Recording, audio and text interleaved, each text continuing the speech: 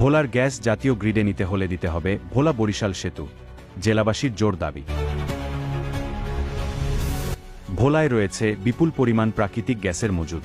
Bangladesh petroleum exploration and production company limited Bapex জানিয়েছে, ভোলা জেলায় 2.047 trillion ঘনফুট gas মজুদ রয়েছে।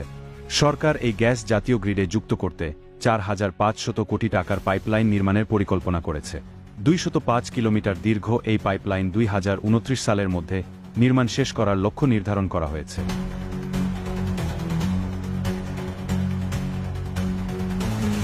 তবে ভোলার বাসিন্দারা দাবি তুলেছেন, গ্যাস নিতে হলে ভোলা বরিশাল সেতু নির্মাণ করতে হবে। ঠিক সময় মতন আমরা পণ্যগুলি গ্রাহকের কাছে আমরা পৌঁছাইতে পারতেছি না, শুধু একটি ব্রিজের কারণে। অনেক সময় দেখা গেছে ইমার্জেন্সি রোগী নিয়ে ভোলা থেকে বরিশাল যাওয়া লাগে। দ্বীপ জেলা ভোলা নদী বেষ্টিত হওয়ায় এটি সারা দেশ থেকে প্রায় বিচ্ছিন্ন। যাতায়াতে প্রতিনিয়ত চরম ভোগান্তি পোহাতে হয় জেলাবাসীকে। তাদের মতে এ সেতু নির্মিত হলে গ্যাস পরিবহন সহজ হবে এবং দক্ষিণাঞ্চলের সঙ্গে সারা দেশের যোগাযোগ ব্যবস্থা উন্নত হবে।